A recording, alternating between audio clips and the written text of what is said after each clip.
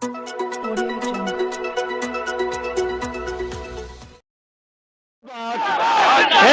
जिंदाबाद, डॉक्टर अमरोइया जिंदाबाद, बीसी शर्मा जी जिंदाबाद, लखनऊ मंडल जिंदाबाद। लड़ेंगे भाई लड़ेंगे, लड़ेंगे भाई लड़ेंगे, लड़ेंगे भाई लड़ेंगे। ओल्ड पेंशन स्कीम बहाल करो, ओल्ड पेंशन स्कीम बहाल करो, डीए के तीनों किस्तें रिलीज करो। परिचय के साथ बताइए क्या कुछ कहना चाहते हैं। मैं आरपी राव, मंडल अध्यक्ष उत्तरी रेलवे मजदूर यूनियन लखनऊ मंडल। जी सर, ये जो धरना आप लोग दे रहे हैं 4 दिन से भूख हड़ताल कर रहे हैं, तो क्या इसका संदेश है?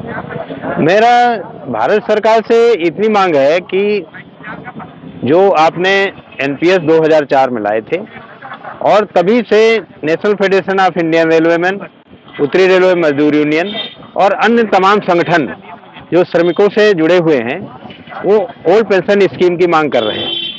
और ओल्ड पेंशन स्कीम इन कर्मचारियों के लिए जो रिटायरमेंट के बाद शेष जीवन के लिए एक अमृत का काम करता है।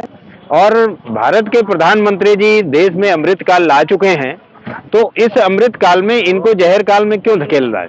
इनके लिए भी व्यवस्था करें कि इनको अमृत काल के नाम पर इनको भी ओल्ड पेंशन स्कीम पुरानी 1972 के अनुसार दे दी जानी चाहिए। यही मांग के लिए हम यहाँ पर 4 दिनों से आंदोलन कर रहे हैं, ये अनशन कर रहे हैं। सर, एक तरफ सरकार कर्मचारी लोग को एनपीएस के लिए बोलती है, वही उनके विधायक मंत्री सांसद ओल्ड ओपीएस ले रहे हैं, तो उस पर क्या विचार? तो ये देखिए दोहरी नीति है।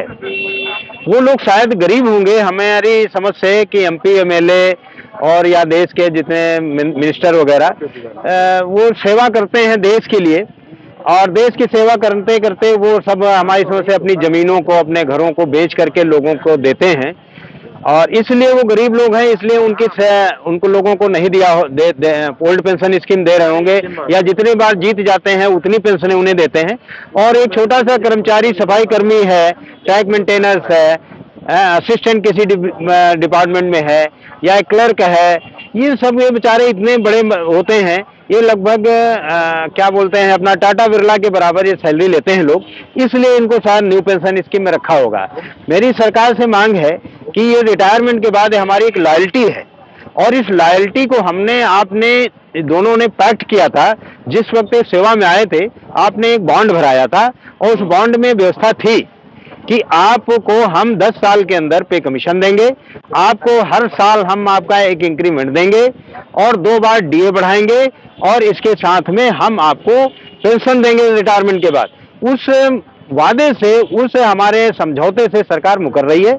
मैं सरकार को, जो सोई हुई सरकार को जगाने का आग्रह कर रहा हूं, अनुरोध कर रहा हूं कि वह कर्मचारियों को उनके हक को ना मारे और उनके ओल्ड पेंशन स्कीम उनकी रिलीज करे। ज्वाइंट फोरम एवं national federation of Indian railwaymen तथा उत्तरी रेलवे मजदूर यूनियन के आह्वान पर हम लोग कर्मचारियों से संबंधित प्रमुख ओपीएस के मामले को लेकर के पिछले 4 दिनों से क्रमिक अनशन कर रहे हैं।